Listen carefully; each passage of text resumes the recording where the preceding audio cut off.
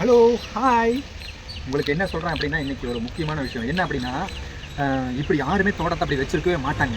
நீங்கள் பார்த்துருப்பீங்களா எனக்கு தெரியல. நிஜமா நான் பார்த்ததில்ல. வேலைக்கு வந்த பக்கம் வேலைக்கு வந்திருக்கேங்க. பெயிண்டிங் வேலை செஞ்சுட்ருக்கேன். இந்த தோட்டத்தை பார்த்து எனக்கே அவ்வளோ ஆச்சரியமாக போச்சு. அவ்வளோ அழகாக இருக்குது, அவ்வளோ நீட்டாக வச்சுருக்காங்க. ஒரு என்ன சொல்லலாம், அவங்களுக்கு ஏஜ் அதிகமாக இருக்கான், அம்மானு கூட சொல்லலாம். அவங்க ஒரே ஒருத்தர் தான் இருக்காங்க இங்கே தோட்டத்தில். அவங்க மட்டும் தான் பார்த்துக்கிறாங்க தோட்டத்தை.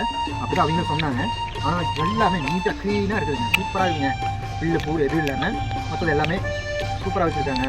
வாழைக்கண்ணு எல்லாமே நீட்டாக வளர்த்திட்டு இருக்காங்க. வாங்க பார்க்கலாம் வாங்க.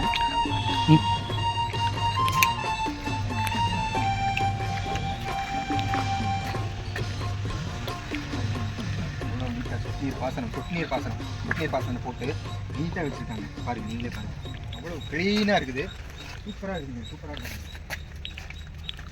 நான் இன்றைக்கி தான் வந்தேன், இன்றைக்கி தான் வந்து பார்க்குறேன். சூப்பராக இருக்குதுங்க, அமர்க்கலாம், அட்டகாசமாக இருக்குது.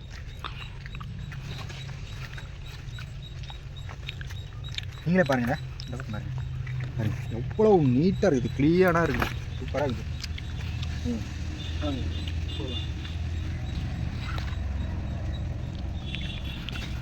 அது இன்னொன்று என்ன கேட்குறேன் அப்படின்னு உங்கள்கிட்ட, எனக்கு தெரியாது சரிங்களா.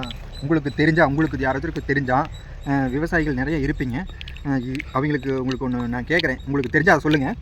இந்த இலை ஏன் இப்படி போகுது, என்ன காரணம், இந்த இலை ஏன் இப்படி போகுது, எதனால் இப்படி தான் எல்லாமே அதிகமாக பாதி மரத்தில் முக்கால்வாசினே வைக்கலாம், ஏன் அப்படி இந்த பட்டு போன மாதிரி இருக்குது, புழு பட்ட மாதிரி இருக்குது, அது ஏன் என்ன காரணம் அப்படிங்கிறது தெரியல, எனக்கு தெரியல. இது வரைக்கும் பார்த்துருப்பீங்க, சூப்பராக இருக்குதுங்க. நீங்களும் பார்த்து இதே மாதிரி மெயின்டைன் பண்ணி நீட்டாக வச்சுக்கோங்க. அதுதான் நம்மளுக்கு உணவு, சரிங்களா, உணவுமே. அப்புறம் கிணத்தை வெள்ளை அடிக்கணும் அப்படின்னு சொல்லியிருக்கிறாங்க. கிணறு, இந்த தொட்டி எல்லாமே வெள்ளை அடிக்கணும். பாருங்கள், கிணத்து வந்து பாருங்கள், கிணத்து மட்டும் வந்து பாருங்கள் எப்படி இருக்குங்க. புறா இருக்குதுங்க, 2 புறா இருக்குதுங்க கிணத்துல. நானும் இன்றைக்கி தான் பார்க்குறேன், சூப்பராக இருக்குதுங்க. ஹாய், அட்டா இவ்வளோ அழகாக இருக்குது. உள்ளே ஆமைக்குட்டி இருக்குது, சூப்பருங்க சூப்பருங்க. சுத்தமாக தான் இருக்குது, நீட்டாக இருக்குது ஓரளவுக்கு. மரம் மட்டும் இருக்குது இடையில.